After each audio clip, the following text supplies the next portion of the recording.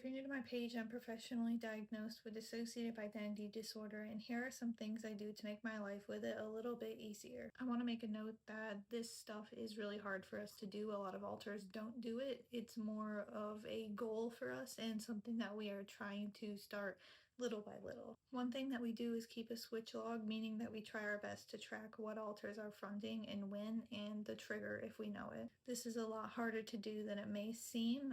A lot of times we don't know who was fronting because of the amnesia, so we just do our best to fill in the gaps or just write down amnesia if we don't remember. I personally find it helpful to leave the switch log out in the open. Another thing that I have done recently is make bracelets for each alter, and we wear the bracelet of whoever's fronting when they're fronting. This helps both us be more aware of what's going on and who's fronting at what time, and also helps my partner know who's fronting. Though I will say a lot of alters don't wear the bracelet or forget to wear the bracelet, or if we switch out in public then we don't have them.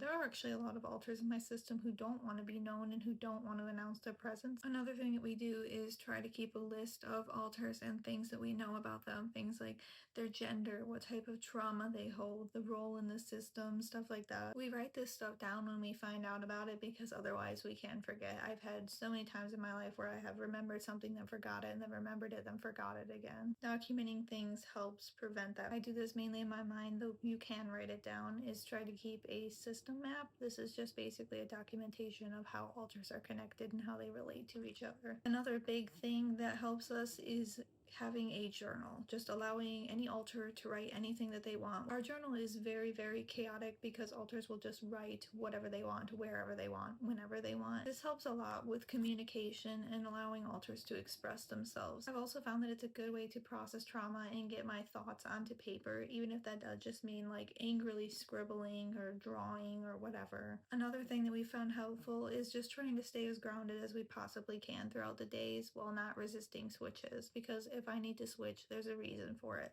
My body finds it necessary, and resisting it can also cause a lot of, like, for me personally, physical health problems and mental health problems. The last thing, and in my opinion, one of the most important things for me, is accepting that I have DID and accepting the existence of my alters. Ignoring other alters or blocking them out because of denial just creates a lot more problems. We all have differing levels of acceptance. I personally have really tried to just kind of radically accept that I have DID. This is how it is, and this is what I have to deal with.